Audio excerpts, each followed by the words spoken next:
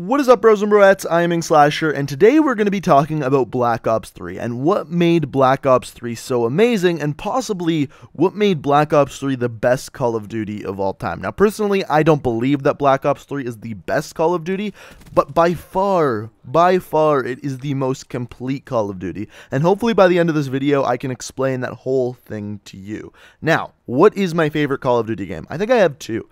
Call of Duty Modern Warfare 2 is probably my first favorite Call of Duty game, and then Black Ops 2 after that. First of all, I just love the way both of the games play. Modern Warfare 2 has a little bit of a faster time to kill on most of the weapons simply because there's stopping power in the game, whereas when you look at Black Ops 2, I think it was a really well-rounded, balanced game, both of which are boots on the ground. Then we go forward and look at Black Ops 3. Looking from the outside in at that game, it doesn't make sense that it did well. It was a non-boots-on-the-ground style game, and it took place in the future. Two things that people didn't want out of their Call of Duty games. Yet, as we know, it's the second top-selling Call of Duty game of all time next to Modern Warfare 3. So what was it about Black Ops 3 that made it sell so well and made so many people love it as a Call of Duty title? What was that magic that Black Ops 3 had that a game like Infinite Warfare or Advanced Warfare didn't? And I think it's a simple answer. It's completion.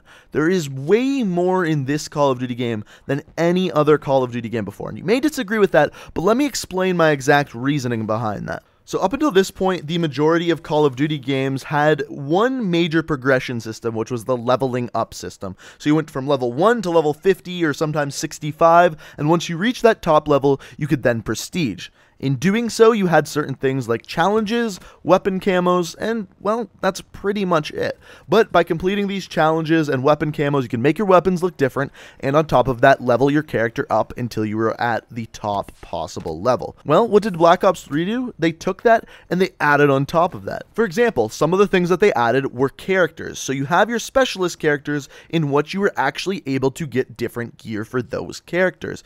And in doing so, in completing challenges, you could eventually rank all your characters up to eventually get hero gear, which were actually somewhat difficult challenges to complete in-game. Once again, adding more value to the multiplayer. On top of that, eventually they added contracts, which weekly, daily, and sometimes even more contracts on top of that, and by completing them, you would get supply drops. Now, I know not everyone enjoys supply drops, but no one can deny they like to have daily and weekly challenges built into the multiplayer. It gives you something to do once you've actually ranked up and reach that top level. Similar to getting the hero gear is something you can do once you reach the top level. I mean, some people completed it on the way to the top level, but not everyone for sure. On top of that, while we're still looking at multiplayer, let's look at customization. So in the past, we had custom emblems. People could go in, create their own emblems. Well, in Black Ops 3, once again, they expanded on that with the paint shop. All of a sudden, you could put paint jobs on your weapons, making them look how you please. So not only did you have weapon camos, on top of that, you could paint your weapons exactly the way you wanted them to look. So those are just some of the things that they added into multiplayer alone. On top of that, one of the most popular things in Black Ops 3 was zombies. Now, I'm not a huge zombies YouTuber, and I'm not going to pretend to be, but you have to admit, the zombies mode in Black Ops 3 is nothing like we've seen ever before. And the reason why I say that is one of the new things that they introduced in this game was the gobblegum system, which you may not be the biggest fan of in the world, but you have to admit it does add some depth to the zombies gameplay. On top of that, the amount of story, lore, Easter eggs that they put into all of the maps in Black Ops 3 is absolutely amazing. On top of that, they added Zombies Chronicles, which took a ton of old zombies maps, remastered them, and put them back into Black Ops 3. So the amount of content there alone is absolutely astonishing. And even after talking about all of this, we haven't even touched the single-player campaign at all yet. They have a full single-player campaign with a pretty decent story. Mind you, it's a little bit confusing, but if you really do your research, it actually does make a lot of sense what the story is in Black Ops 3.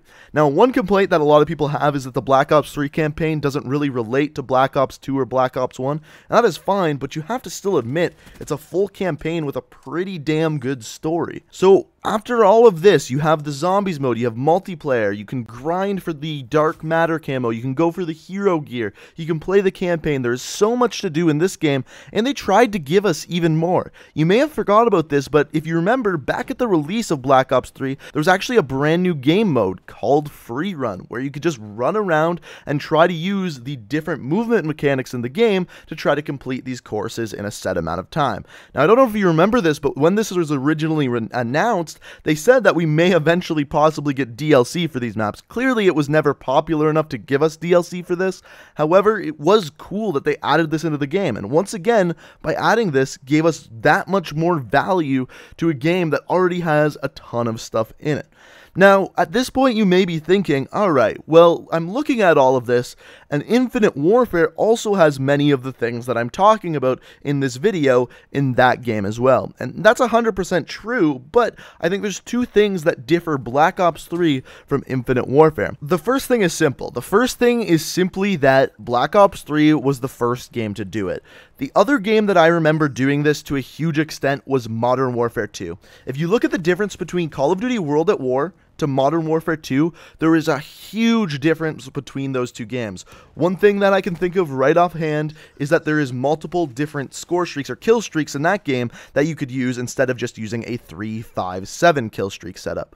On top of that, emblems and calling cards were added into the game. There was more challenges where you could earn different emblems and calling cards. They basically took the Call of Duty multiplayer mode as a whole and just added on top of that, and I feel like that's almost exactly what Black Ops 3 did. Now, albeit, the game wasn't perfect. There was problems, especially with the supply drop system. There's no actual way to get those weapons.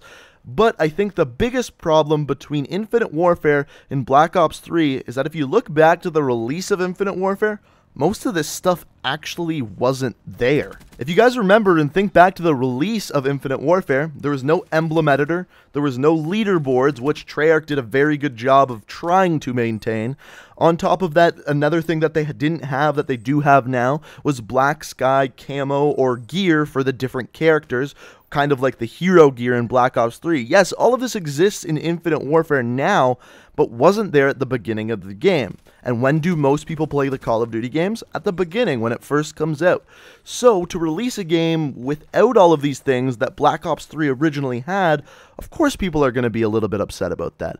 But a combination of Black Ops 3 really taking the Call of Duty mold and just adding on top of it with different things like paint jobs, the different character gears, and everything else in between, that is why I think Black Ops 3 did so well compared to other Call of Duty games. But you guys may be watching this video and just getting mad because you absolutely hate Black Ops 3. Let me know what you think down in the comments below, and let me know which Call of Duty game is your favorite. It could be any Call of Duty game ranging back all the way to Call of Duty 1 if you want, but let me know which one is your favorite, and I'll be sure to be reading all of the comments. And if you disagree with me about anything I said in the video, feel free to let me know that down in the comments too.